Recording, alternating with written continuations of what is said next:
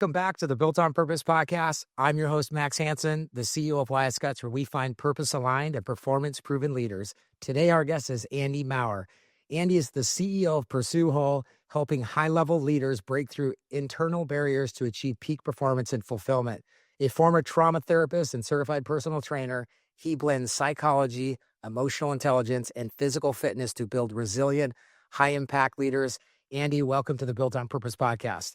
I'm glad to be back. It's always fun chatting with you, Max. And take two. We had a little hiccup. We started to not record for a couple of minutes. So anyway, we're better this second time around. Yep. We didn't get too far in there. So the way I kind of want to start this out is for anybody, if they're just tuning in, why should they continue to listen to this conversation, and what do they have to gain, and what might they learn?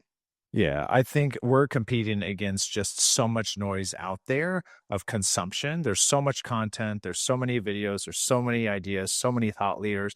And the question that I would ask those who are listening is like, what are you looking for in all that? What are you truly searching for in life?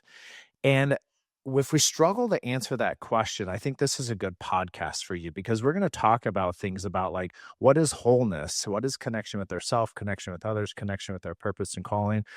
What does it mean to lead well from a place of health and things like that? And I just think with all the noise out there, this podcast will help you gain clarity about what matters, who you are, where you're headed, and who you need in your life in order to get there.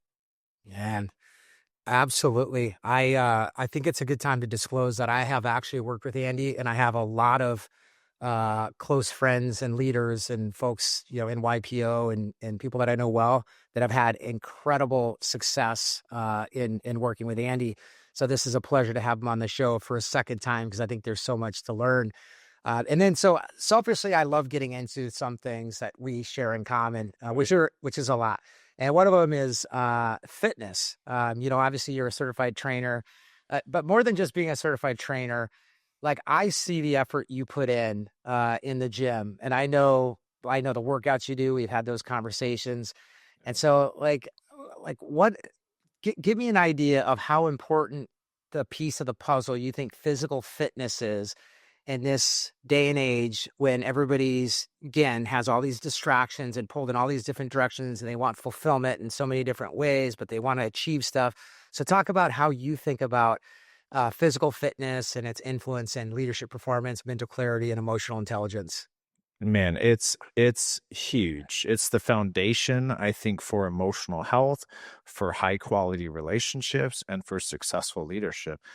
As I was thinking about this, there are really three things that I've learned from, basically being a pretty fit individual, focusing on nutrition, pushing myself in the gym for the last, 25 years or so.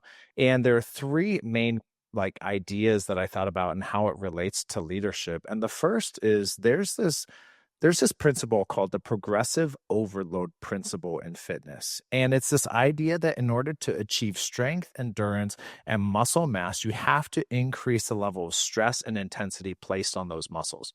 Now, how that relates and what that's taught me about business and leadership is that pain is the pathway to growth. We believe that in Pursue Whole. That's a huge motto that I live by. And as human beings, we often try to go around pain or avoid pain or suppress pain or outsource pain. And it really handicaps us from really growing as a person. One of the things that I tell my 10-year-old often is I say, Achilles, what's our motto that we believe about hard work? And he says, everything that's good and beautiful is on the other side of hard work. I said, absolutely. There is nothing good and beautiful that you can often achieve without hard work. So you have to commit versus tapping out. And it's this idea of pushing your muscles to their point of its limit and then pushing beyond that. The second thing that I've really learned about fitness is this concept called hypertrophy. So that's a fancy term, but what it really means is muscle growth is accomplished through tearing down a muscle and then repairing that muscle, not just keeping it torn down. That will keep you in what's called a catabolic state, constantly decreasing muscle mass. You have to repair and go back to that anabolic state, that growth state. And this is a lot like how we deal with relationships and leadership. No relationships are perfect. There's constantly fractures that we have in our marriages, in our relationship with our kids, and our employees, and our teams. And we have to get really good at repairing those relationships if they want to be better.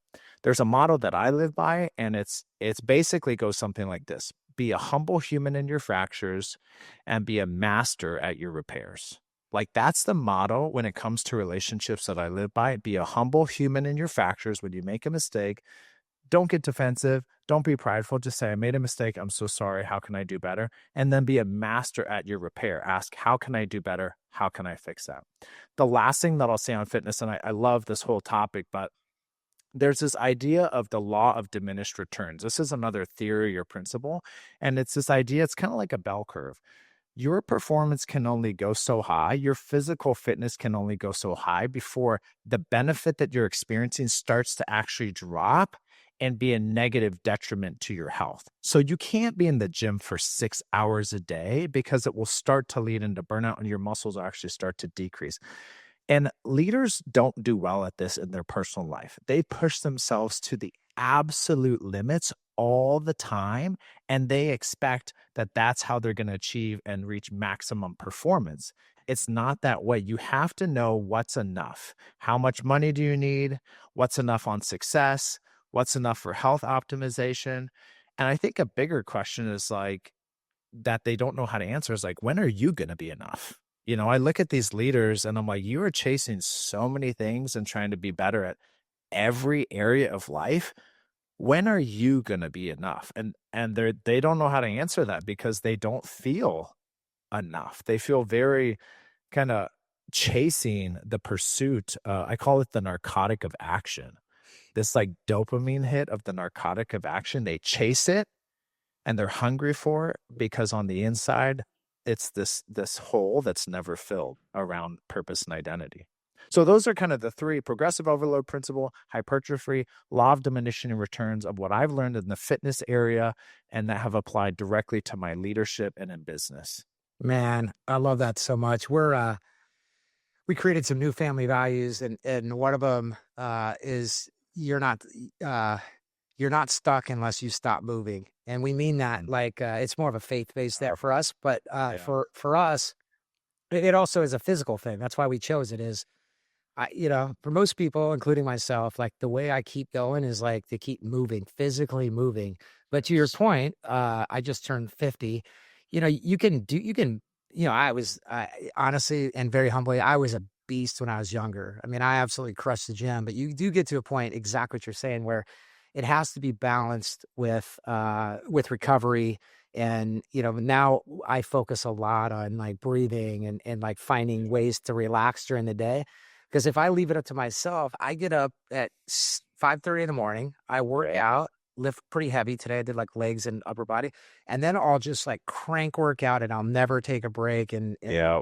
just you do that over and over and over, and you never give your chances a rest. So, anyway, I love that answer because it's so right on the money, and I think most people get away with just beating themselves up over and over and over Yeah. Yeah. until they can't. And optimization is a really hot biohacking, optimization, longevity. These are all conversations we're having in our culture because our technology is advanced to such a degree. We have thought leaders in these areas like Peter Attia. And, we have things like your lifespan, which is how long you live. That's actually increasing. But then we also have health span, which is how healthy you are for the years that you're alive. And you actually want to maximize that. And longevity is the combination of both of those being advanced. So I want to live longer, but I also want a higher quality of life. What's problematic about that, Max, that in like our culture and what's happening is actually, even though we're living longer, even though we have better technology, even though we're able to optimize more in our health, our mental well being and our relational well being is drastically tanking. Over the last 10 to 20 years, we have the highest rates of depression and anxiety.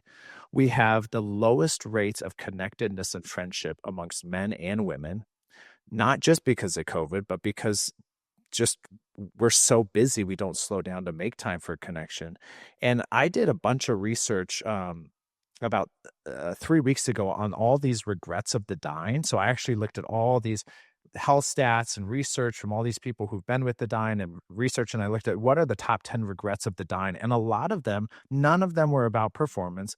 None of them were about optimization. None of them were about money and success. They were all about, I wish I would have been more emotionally open with my spouse. I wish I would have slowed down to actually feel happy instead of always pushing forward. I wish I would have felt more content and actually learned how to be more compassionate on myself rather than critical. And you're like, oh my gosh, like the people at the end of their life have it right. We're chasing something around health and optimization that we actually need the like those at the end of their life to feed us wisdom on how do we wake up and make sure we're chasing the right things, because we don't have infinite time. There's, even though we have Brian Johnson, who's the live forever guy, don't die movement, like that's not our reality. We will die. So you have to ask the question, what is going to be my legacy? And I always tell people, I say, vision is about the life you choose to live, but legacy is the impact your life has on those around you when you're no longer here to live it. That is impact. It's a post-death impact. Vision is about this life. Impact is about after you're gone. And I think we really need to be thinking about the impact of our life when we're no longer here to live it. Man, so powerful. Uh, you know, I have been really looking at the lifespan thing. And and considering everything else, and especially in working with you, that kind of helped me kind of take a little bit more wider view on Yeah. relationships and everything else. Uh, but I think I feel bad for my kids because I feel like I'm gonna live a long time. So like if they're waiting for me to like my lifespan, I just got back from Mexico, actually got stem cells. I got NK cells Yeah. 90 days ago, then in stem cells, and I feel great. I'm not drinking, and so I plan on living a long time. But I think that's important. Is you have to realize you can't leave an impact, and you can't leave a legacy unless you're alive. And I mean, I know that's a Yeah. stupid Yeah. thing to say, but it's so true. How do you, when it comes to this, because you have a super unique background. Obviously, you're a personal trainer. You walk the talk. You're a you were a therapist, obviously, trauma therapist prior to this, and then now you're a coach. How do you get people to see how important the physical side is when that's one of the areas that they lack in your coaching?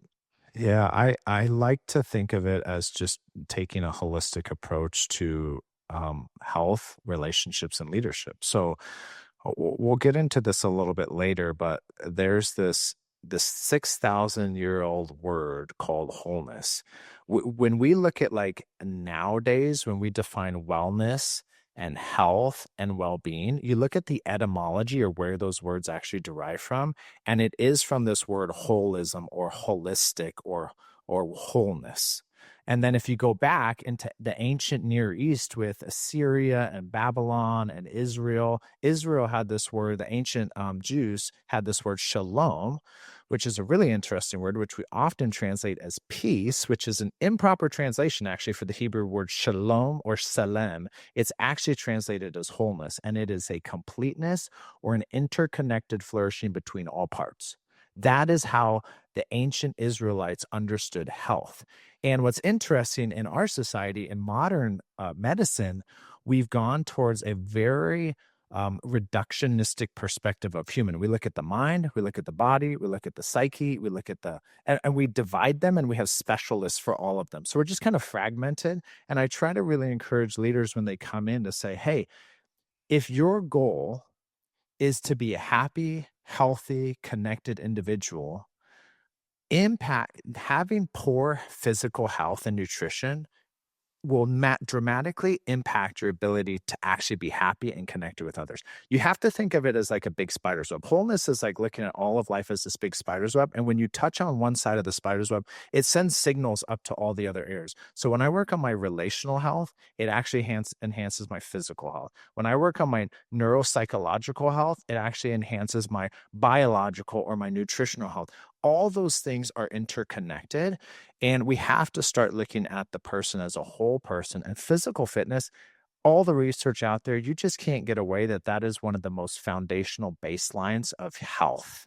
Like, if you're physically fit and you eat pretty well, I can guarantee you're going to have pretty good mental health. Like, it's the nature of, you're going to have so much dopamine running through your system.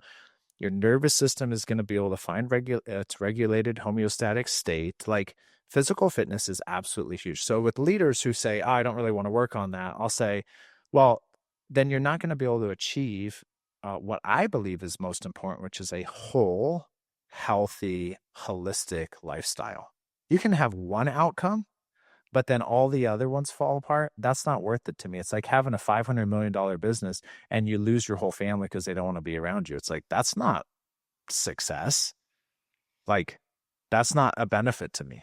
Yeah, yeah. There's a Joe Polish, the mastermind group that I'm in, Genius Network. He always talks about treating yourself like $1 million racehorse, like, all the things that you Yeah, yeah. feed and do. I think it's a good analogy for some people to kind of try to understand that for people that struggle. Is there any, just because this is fun to chop it up with you like this, is there any specific like routines that you believe in to optimize physical health? And then like, and ones that also can maybe help on, like, mental health? Like, is there Yeah. stuff that you do? I know there's a couple things that I do, but I just wanna pick your brain a bit. Yeah, I think the most important times are morning and evenings to be able to have a consistent routine around your stack, your nutritional stack, and your food stack. And what I mean by that is I have a list on my sink. I have a morning stack and I have an evening stack of supplements or other things that really help me throughout the day. So I have B12, I have AD and K, I have creatine gummies by this brand called Create. They also have greens and mushrooms. It's great. And then I have my protein that I take every morning, and I have a high protein breakfast. I try to start in the mornings with a high protein. Protein is the hardest to get, honestly. Like, it's just hard in our society and culture to get enough protein. So I try to start with at least 50 grams in the morning.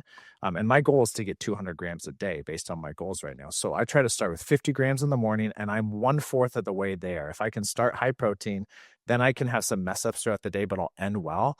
The other thing on the physical fitness side is I do interval training 3 days a week, and I do a 3 by 3 by 4 cycle. And what I mean by that is I will sprint for, and by sprint, I mean run at an incline as fast as I can for 3 minutes straight. I will get all the way up to zone 5. I'm redlining at my max heart rate, just gassed. Then I will drop down to a zone 2 for 3 minutes, and I will do that 4 cycles through. So I will do that 3 days a week after my workout, specifically because one of my goals right now is to increase my VO2 max, which is actually one of the best measurements of overall physical health. There's body, muscle mass, and body fat distribution, which you can do through a DEXA scan. That's a great measurement on overall health, body composition. But then cardiovascular is the VO2 max, which is the volume of oxygen that your body can consume through physical activity. So I'm going to retest that. So interval training is great. It also relates a lot to just leadership in life, Max, because I hate marathons. Like, I would never want to run more than like 4 miles ever. I also really hate just walking on a treadmill, boring as hell for a really long time. The way I approach life, and I think the way a lot of my leaders approach life, is intervals. They go really hard. I always tell people I can get hyper obsessive about something. Like, if I get into something, I'm in it for like 24 to 48 hours and I obsess about it. It's like becomes my ultimate objective. And then I got to put on the brake and kind of coast and kind of come back and find rest. I go hard and then I rest hard. And that's actually part of our family motto, which is work hard, play hard. So interval training is great for that. And then the last thing that I'll say on this is you have to redefine your relationship with food. This is so huge. Like, if we don't have authentic, safe, meaningful, and connected relationships with other humans, which we are relational beings, we will form and bond relationships with inanimate objects and things like success, like food, like cars, like money, like physical appearance. We will build relationships with other things. And food is the biggest thing we build relationships with. Food is not your girlfriend. It's not your boyfriend. It's not your mom. It's not your dad. It's not meant to give you comfort. It's not meant to calm you down. Food is fuel. Food is a tool that allows you to accomplish what matters most in life. And when you use it as anything else than a tool, when you use it as a source of identity or as the core objective, your relationships will suffer because of it. Your mental health will suffer for it. And I always tell my kids, because they ask me, how many calories is in this and this? Because they see me kind of track things and measure. And I'm always very careful the way I talk about food with my kids. And I always tell them, you know what? Let's talk about what your goals are. What do you want to accomplish? You want to be better at basketball? Well, let's think about food as a fuel. You're going to need a little bit more protein to build that muscle. So you need to think about food as fuel, and what you're putting in is what you get out. So those are some things that I think are really helpful around food, nutrition, and training. Man, absolute gold nuggets.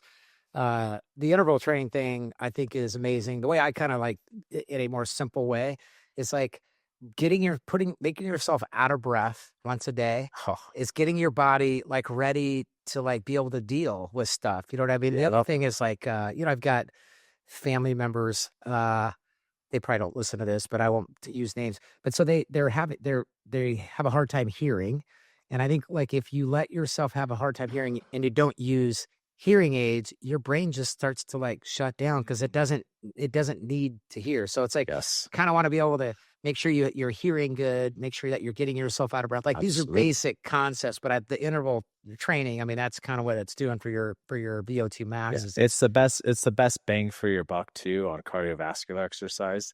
It's just really the best. Yeah, I mean, for my cardio, when I'm at my best, again, this is the mental health thing, how I've started to mix it in. As I go out, and I know it's kind of boring for most, but I walk out my front door, hike to the top of Camelback, and come down.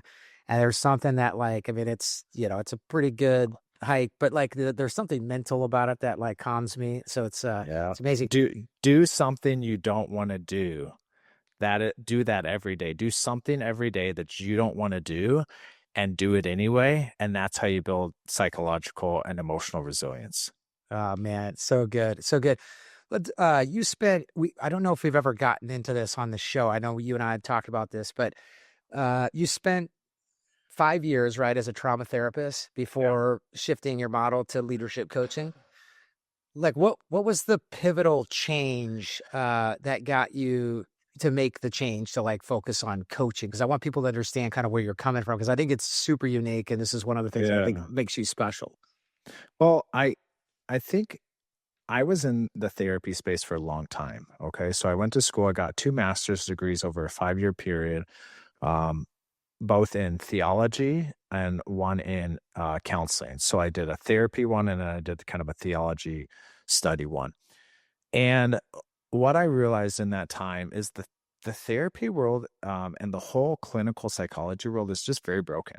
Like we have these systems, these archaic models and molds. It's like the medical system. Who wouldn't say that the medical system is broken in a lot of ways? Like also the psychological therapy world is also very broken because you're coming into a space. Now therapy is really good. Like I did 10 years of therapy.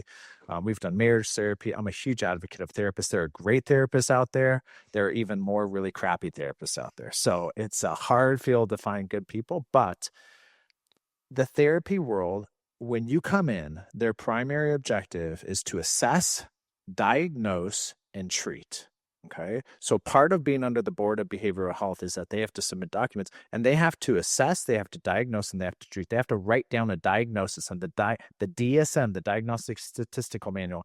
Every version of it has gotten bigger and bigger and bigger around psychological disorders. And I always ask the question, who gets to decide, who sits in a room and decides what's clinically dysfunctional and what's functional? Like that's always a weird thing. Where with like medical stuff, you can test blood and say like your levels are off. Psychological, you can't take a blood sample and measure. You have to just assess based on behavior. It's very weird. So it gets bigger.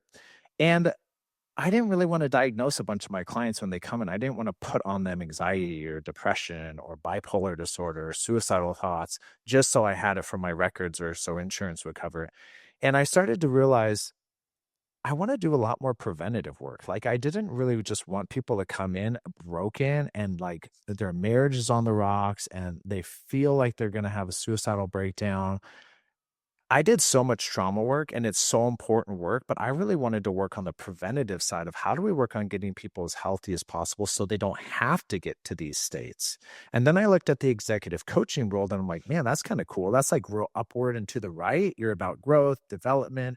But then I looked at a lot of those coaches and had no idea what to do with emotional relational issues. They were like, read this book. They're like, say a positive affirmation or go see a therapist. So I'm like, okay, you have these leaders or athletes or celebrities, and they have to pick one of two directions. They have to go see the executive coach, they have to go see the therapist.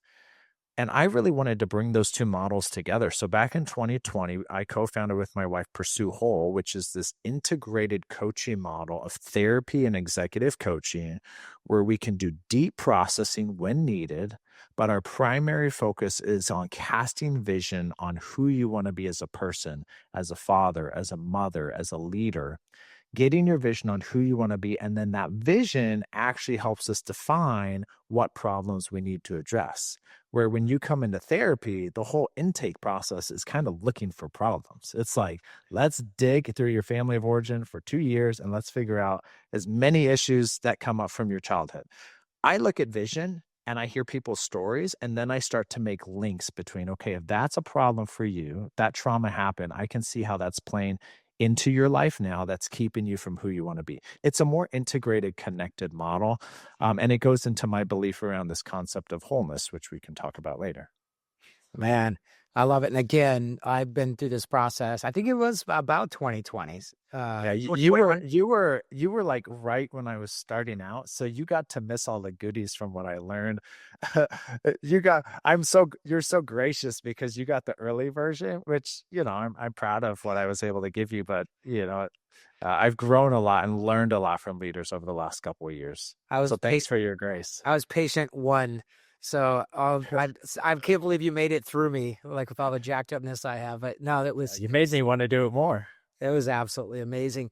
Uh, in thinking about, you kind of the models changed a bit. One thing I love is meeting other people that have been through the process because I think we all kind of like can connect on a certain level because you pushed us to get through some stuff. But how do you derive meaning like in your work now that might have been different, like maybe when you started as a therapist? Yeah, I think meaning, the word meaning is about assigning value and significance to something. That's really what meaning means, assigning value and significance to something. And I think what I assign value and significance to is really bringing wholeness to leaders and those they love. Like the first 3 years, not until about a year ago, I was just working with leaders, but I have loved working with their spouses. I've loved working with those they love, and really helping them also have a better marriage, have a better relationship, have better connection, both have their own purpose and identity and clarity about being healthy people, then they're healthier together. And I think, this ties into a lot of just my calling, Max. Like, I always tell people, like, if you can find your craft and you can find your calling, those two together become your purpose. And let me just define those real quick. So your craft is the unique combination of kind of your top three unique abilities. So if you think about three circles coming together, there's a portion in between those three circles. If you highlighted it, that's your unique superpower. That's your craft. So it's taking, you know, let's say I'm really good at physical fitness. Well, there are, million people who are good at physical fitness. But now let's say I'm a trauma therapist. Okay, I got physical fitness, trauma therapist. And then let's say I did my master's of divinity, my theology. So now those three together make me really unique at what I do. That's my craft. That's what I'm really, really good at. That only kind of I am uniquely built to do. Calling is this feeling of something outside of yourself that's putting a purpose and mission on your life in this world. And it's very difficult to feel calling if you don't hold some form of a higher power or faith. And this breaks down for a lot of my clients because when I ask them when they're struggling with trust and control, and they're like, man, I got to get better at trusting. And I'm like, well, what's your concept of a higher power? And they're like, I don't have one. And I'm like, well, good luck trusting because like the buck ends with you. Like you have to be able to have something outside of yourself, whether it's God, whether it's love, whether it's an energy, whatever it is. For me, it's Christ, it's God. Like that is this compelling nature behind me saying, I have a purpose for you here on earth. And I believe that my calling is to bring healing and wholeness to leaders and those they love. That is it. and I combine my craft, my skill with my calling, and that becomes my purpose. But in order to get there, there's things that you have to do as a leader, and you have to deal with your pain becomes your passion, and then your passion becomes your purpose. So, in order to get to that true purpose and calling, you got to go back and you got to heal your pain. That pain becomes your purpose and that becomes your passion. So, long story short on this answer, like what I derive meaning from is really being able to live out my purpose and my calling. Um, and if pursue whole cease to exist, I think this is a really healthy mindset I've had on just business and letting go of success and where things go. Cause, can't control that stuff. But if pursue whole cease to exist, I would still be doing the exact same thing that I'm doing now, just in a different business, in a different venture, in a different thing. Like to me, the business is just a vehicle to allow me to accomplish my purpose and calling. It means nothing. Um, my purpose and calling is the energy that drives me. So whether that's in someone else's business, this other thing, or podcast here, it doesn't matter. I'm going to fulfill my purpose. And I think people don't have a purpose often. I mean, Max, you work with people all the time around purpose and aligning that. Like, what do you see? Man, I think purpose freaks most people out. And it should, because they are very confused with it. And most people don't, they've never done the work that you take people through and, kind of the process you described. They're not willing to do the work to really figure out what it is. And Yeah. it's always kind of a missing piece. And then, some people that are even clear on it, they're more comfortable talking about it. But again, in some cases, people's purpose can change. And, it's not everybody's lucky enough to find the purpose, and it's something that sticks with them forever. So it's really interesting. I think most people are afraid of discovering their purpose, but for the ones that do the work, it's, to your point, it's really gratifying because then they can kind of move in Yeah. and take that with them. And Yeah. so I think that there's a lot there. Um, and to your point, I think, people, I think, because we are purpose-based leadership search firm, they always try to blend purpose with work.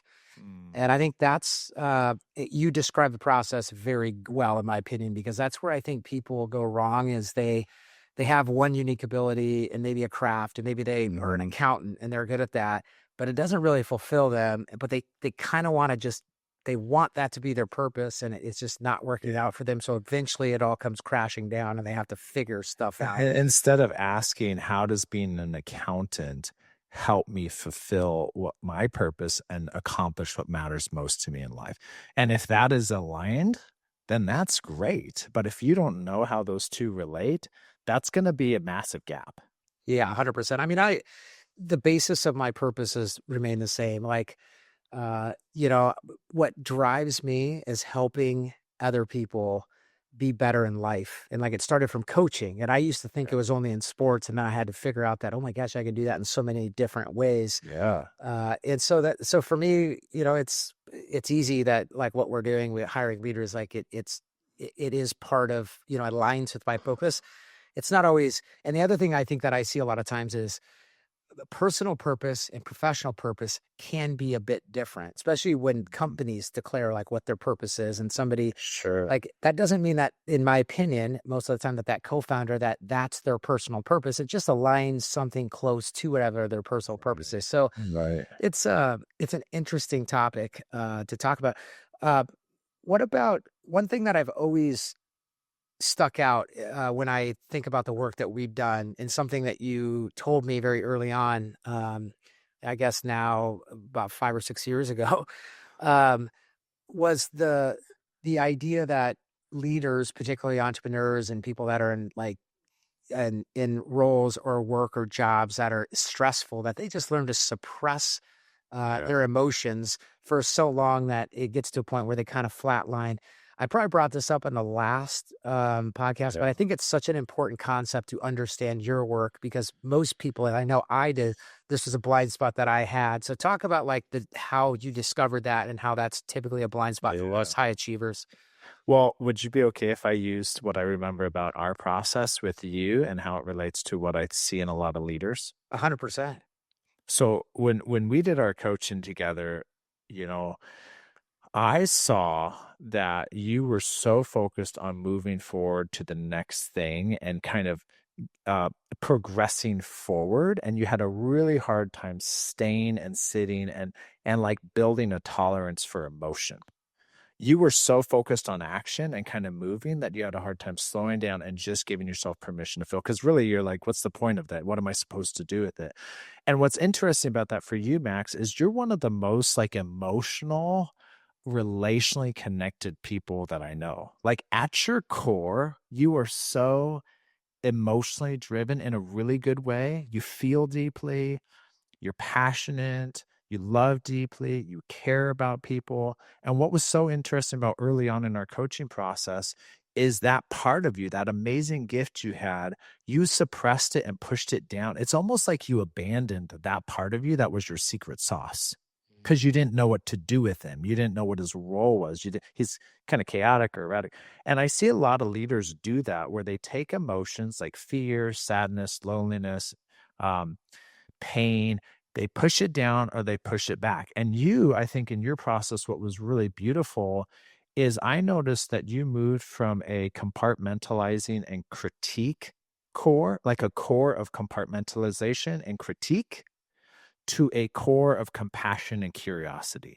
You actually started to be able to sit with it, ask yourself questions, not just run from the emotion, but hang with it a little bit longer. And then also just compassion on looking back at your story and just your struggles and going, I don't need to critique myself. I don't need to judge myself. I just need to say it's okay. Like I tried my best. My best is good enough. And that's the beauty that I saw in you. And that I think really needs to shift for a lot of leaders. Do you want to share anything about what you remember in that? No, I mean, that sounds absolutely accurate. And I think what I took from that and still today, what helps me is I have to remember, like if I just let, the default, I go right back to the pre that you described, where I suppress that. But I think I just slowed down. Like I slow down with like even quite honestly, even how I talk, my pace that I talk with people at now is like I just slow down and like a little bit more relaxed, and I'm just enjoying every minute just a fraction more. But that fraction of every minute turns out to be a big That's really portion. powerful. It changes your kind of changes your outlook. I think the other things when I was getting blood work done, my cortisol levels were high in the morning. Mm, And my doctor is like, "Man, you have to understand that, like, you can't do this every day. Like, you got your blood work done at 6 AM and your cortisol levels are, like, where they should be at noon.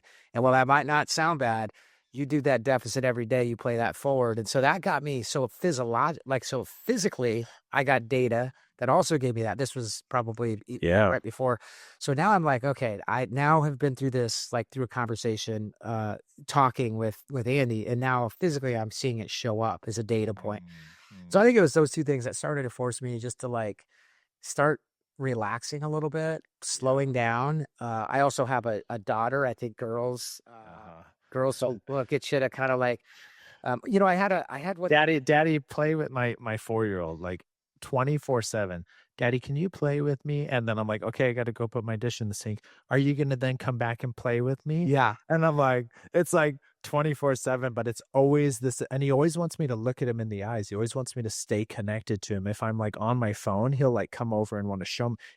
Kids are so good at getting us to, like, look at me and stay connected to me, and I bet your daughter, it does the same thing. Oh, yeah. I had something that happened to me. This was probably about a year and a half ago, but this was an eye-opening. But I think the fact that I was able to identify it as like, "Okay, this is a learning opportunity." I, uh, I was super busy, like, basically slaying life in my world, Yeah. and, I go to say, "I'm gonna have dinner with her," so I put my phone away, like, I recognize that I wanna just focus on her, so I grab my dinner, and I sit down next to her, and I'm eating, and I'm just so focused on her, Mhm. and she starts laughing, and I was like, "Babe, like, what are you laughing at?" This time she's like 4 and a half, 5. And I'm like, "What are you laughing at?" She goes, "Why do you eat so fast?" And I was like, "Holy crap." I mean, it was like kind of sad, but all endearing at the same time. I'm like, wow. I actually was focusing on her, and I'm still clearly, because Your she was asking me body. about it. Yeah. Yeah, I'm just like in a hurry, just like eating, thinking like I'm doing the right thing. But what she's noticing is like I'm still eating fast, like faster than like normal. So there's still some learning moments for me to But slow the down. fact that you were like aware of that, I think that is one of the most important, what I've learned about behavior change. I've been in behavior change for 20 years, both as a personal trainer and then in the emotional space. Behavior change is really freaking hard. Okay. You have to think about shifting mindset, shifting identities. But one thing that I learned, and I'll use myself as an example. I used to bite my nails all the time from when I was like 8 years old up until about 5 years ago. I would just tear them apart. And I remember thinking, man, I really want to stop this habit. I can't stop this habit. It keeps happening. And I'm like, you know what I'm going to do? Every time my hand comes up to my mouth, I am going to pause and I'm going to ask myself, what are you feeling? What's going on? And I would be driving or I'd be sitting with my wife and I just bring my mouth up. It's when I'm like zoned out. And I realized I was always having an anxious thought. I was thinking about a relationship that felt tense. I was thinking about something that wasn't working out in business. And in that moment, when my hand came to my mouth, I paused and I go, I'm feeling anxious. And I would take a breath and I would say something to myself like, it's okay. Just breathe, take a breath. It's going to be okay. And my hand would go down. And I repeated that pattern. But in order for me to shift that behavior, I had to have enough margin in my schedule to notice and become aware of the stimulus and the response. So you have a stimulus, something coming in, and what you hope that it will bring you. Like food, like just grabbing food and munching on it versus pausing and saying, how I just opened up the refrigerator. Why did I just open up the refrigerator? Well, I'm feeling anxious. I'm feeling depressed, whatever it is. That was huge for me. And that's helped me not bite my nails anymore because I deassociated that pleasure, that stimulus with pleasure, and I got to self soothe myself. And I think leaders, one of the hard things that we do as leaders is we stay so freaking busy all the time. If we have any gaps, we fill it, we move on to a project, we move on to consuming content online. And here's why I think we do it. Because when we pause and sit still, you know what we got to do? We got to face all the parts of ourselves that we don't want to face. I am a strong believer after working with leaders for 20 years, both in training and in therapy. I am convinced that leaders spend 95% of their time running away from something in their past and only about 5% actually pursuing something meaningful in the future. Like they are running away. And I see this all the time in health optimization of trying to be better, do better, get optimized. And I'm always like, who are you running away from? What part of yourself, what version of yourself are you trying to outrun?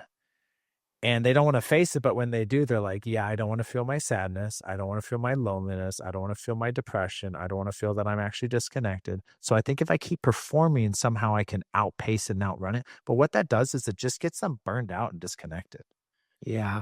You know, Joe Polish always jokes around. I don't know why this just came to me. He said most people have, such big challenges that they're dealing with inside and they need to look inward, that most people, they avoid it by starting podcasts and talking about it, like instead of like dealing with it. Exactly. Kind of what we're doing, but we're doing both. Oh my Just God. for everybody's What, like if I watch Huberman and Peterson, which is a phenomenal podcast. If you haven't watched Jordan Peterson and Andrew Huberman talk for 3 hours, it was amazing. But as I was listening to them, I'm going, they are so, and this is just kind of how podcasts work, but I'm listening to them and I'm like, they're so theoretical. It's so up in the air. I'm like, I don't know how they actually connect with people in real life. It's like, or you listen to Peter Attia, he just did a podcast with Sean Ryan, and I'm listening to him, and Peter Attia's like, yeah, I don't really make time for a bunch of people. It's my wife and my kids, and that's about it. And it's like, he's like, my routine is pretty rigid and structured. I'm like, okay, like that's how he is. He's got strong boundaries, but I'm like, what?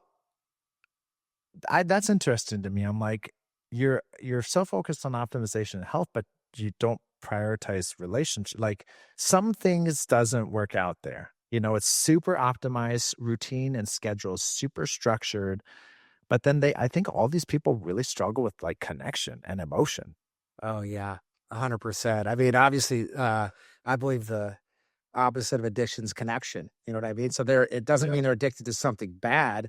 Yep. In fact, it could be something good. And back to your point on being distracted.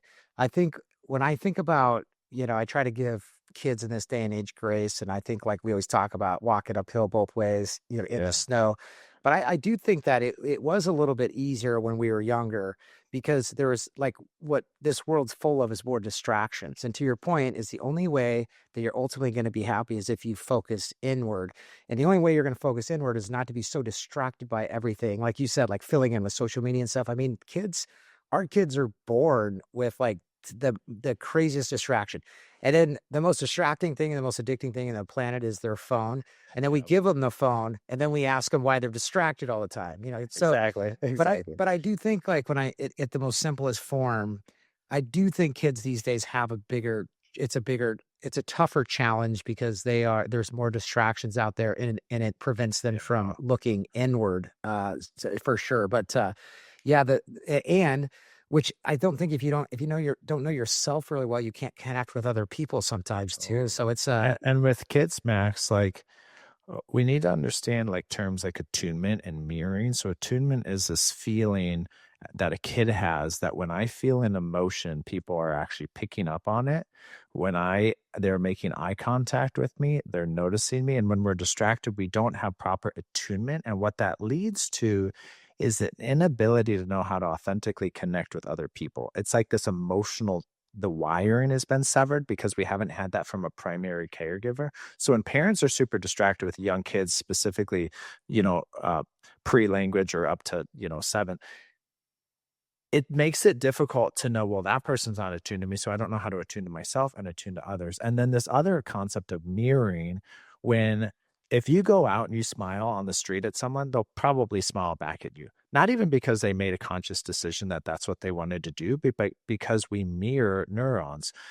We have mirror neurons. Like if I started to cry, you'd probably tear up or feel sad or frown. Like because mirror neurons are about connecting with the person in front of us, and we have to get really good at being able to be present with people to mirror what's in front of us. And leaders can do this too with team members. Like just stay connected and just stay connected with what the person across from you is feeling.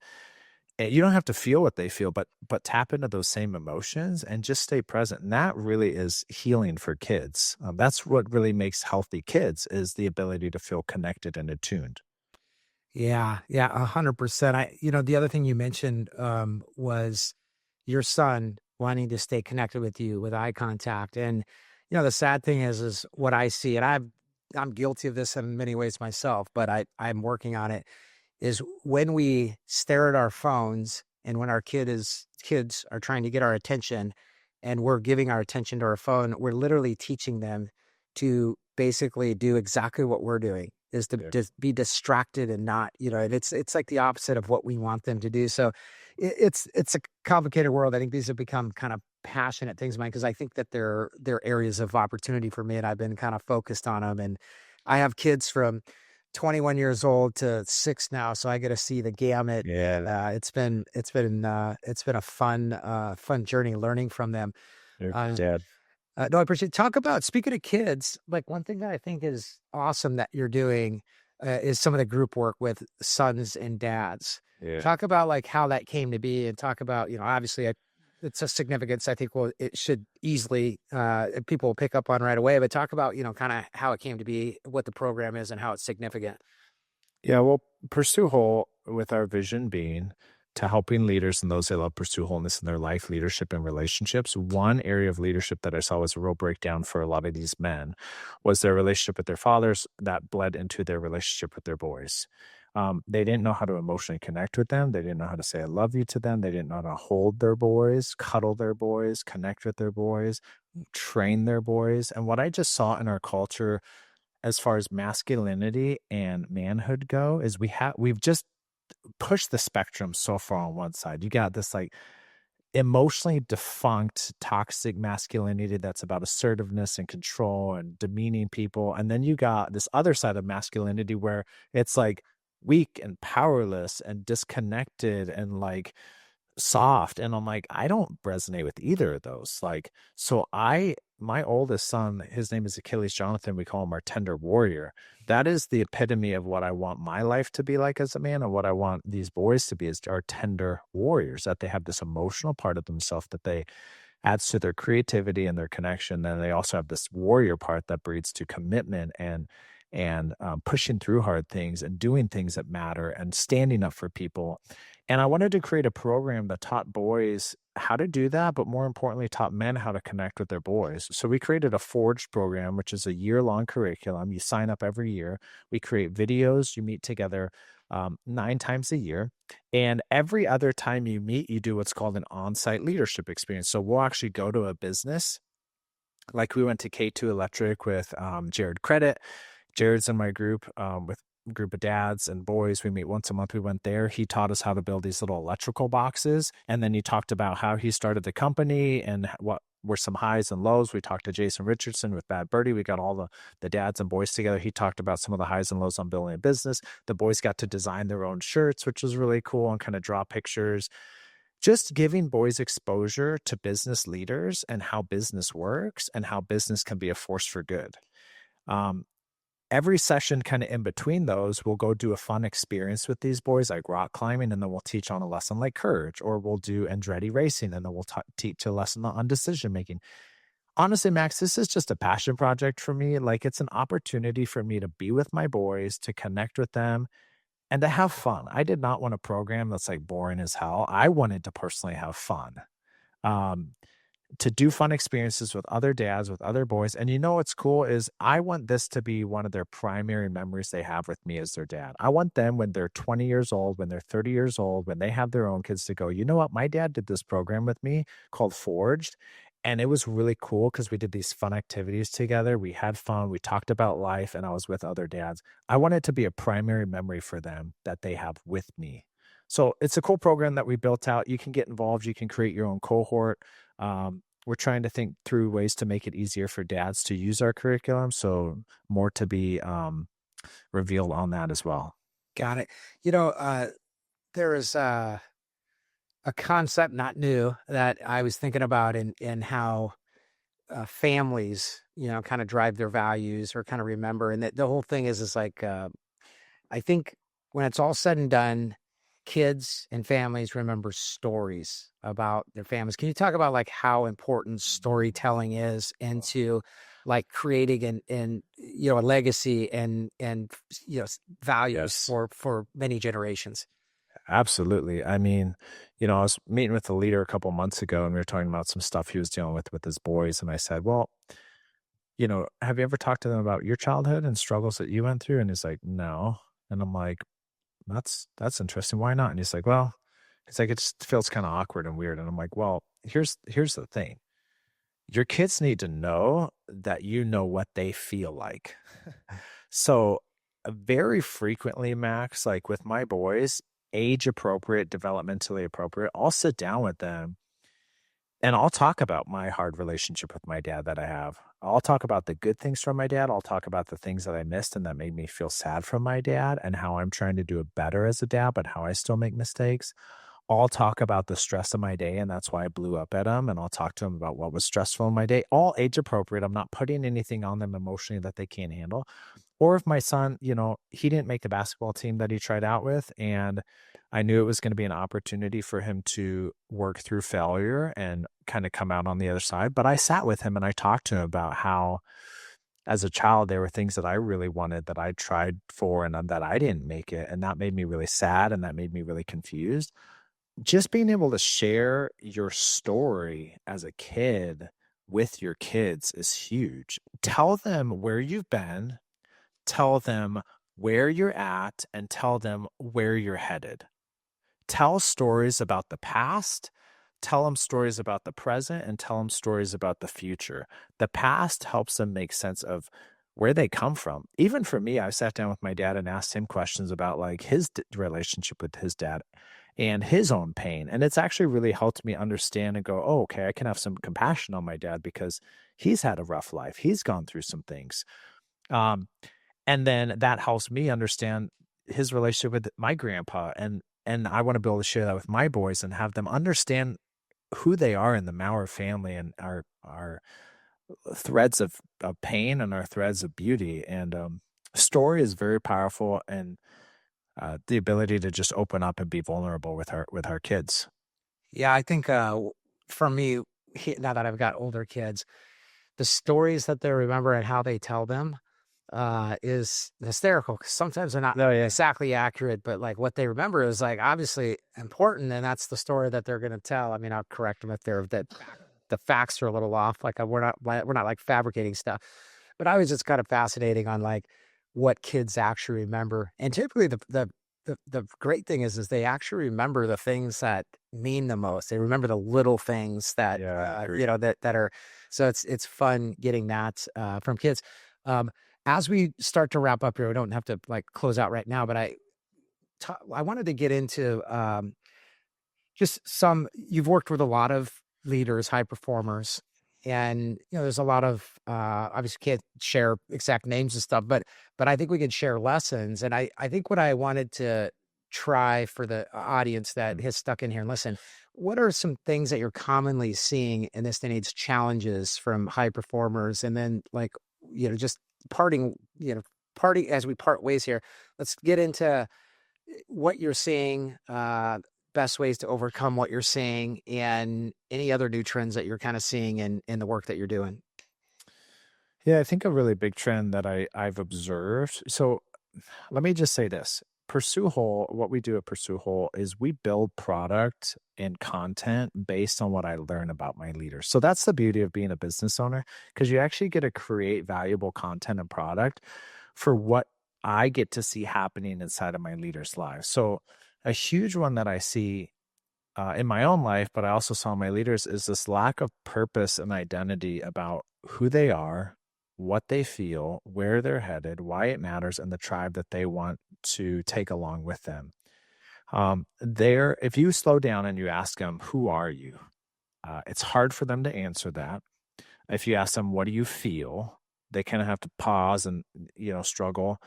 Um, so I think being able to give leaders the opportunity to just process their story. I mean, Max, the amount of times that I've sat with someone in our first session for 90 minutes and I just say, "Tell me your story."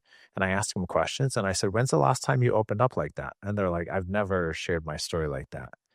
That is so wild to me because we make sense of who we are based on sharing stories.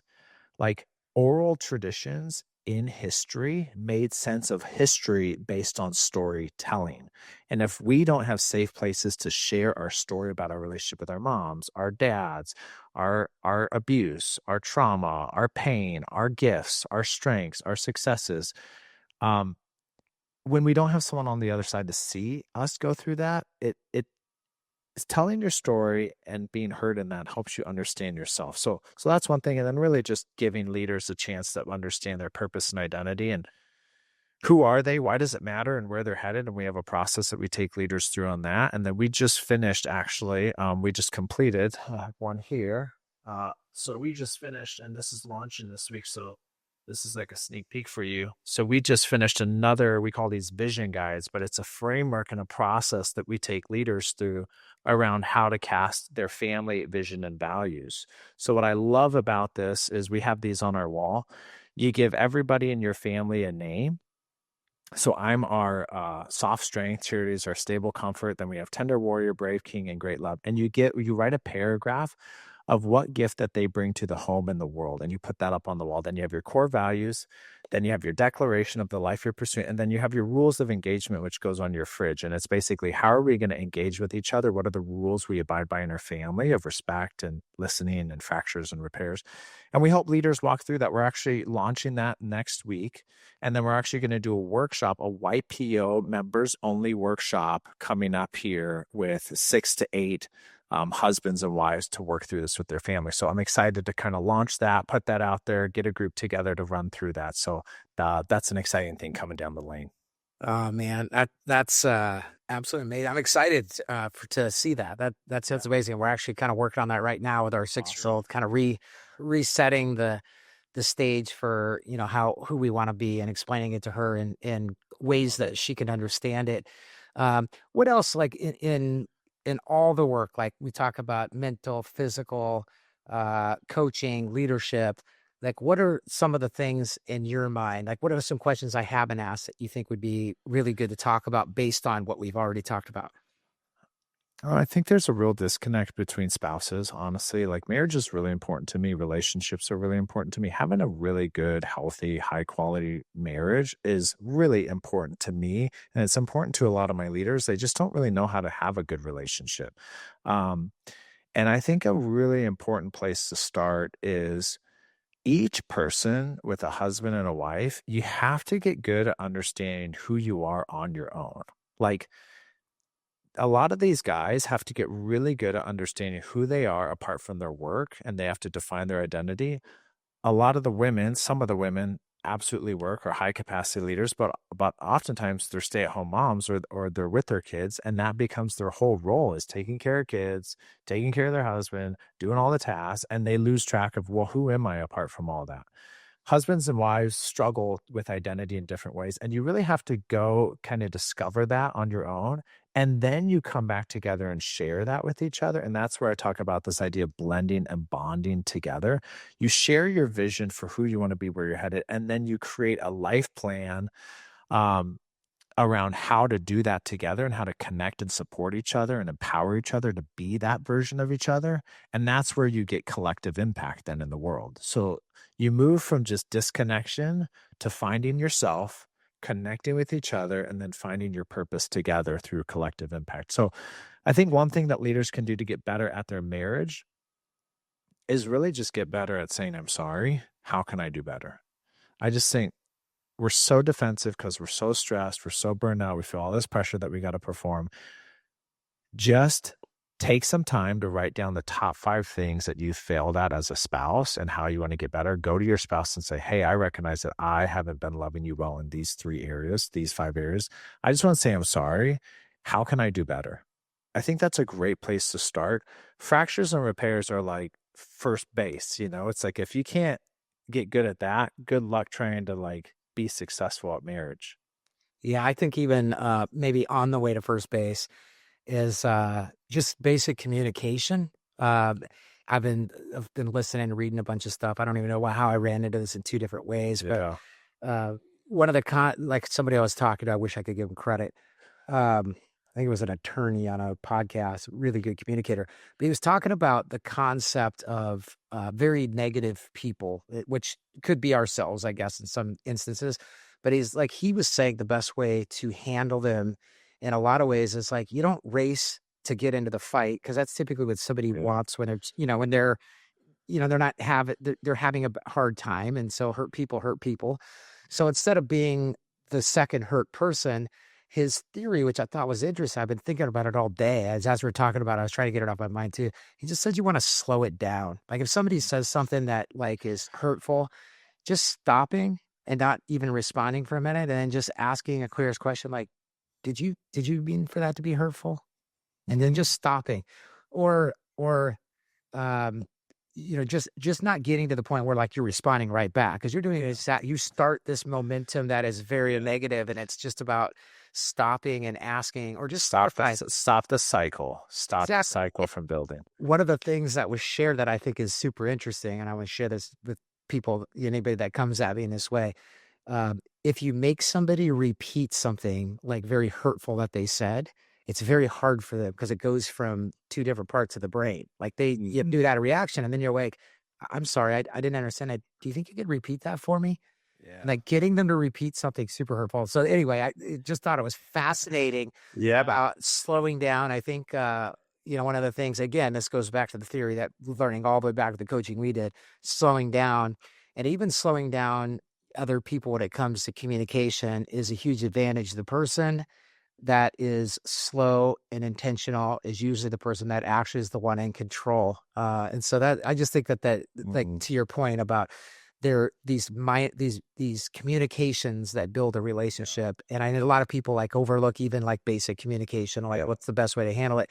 Because I think most fractures, if you want to call them that, in relationships, whether they be with spouses or anybody else, typically it's just one person that it's just they're hurt and they're sending some sort of negative vibe in a certain way. So if you could just It's absorb it. it's, uh, it's having expectations on someone that they can't match or meet. I mean, we have expectations on everybody, our spouses, of who we want them to be. I think what I've really had to learn how to have a successful marriage is letting go of all the expectations of what I wish and hoped and assume Charity should be, and learning just to love who she is, and not picking at that, not judging that, but just saying, I'm going to learn to love really authentically who she is.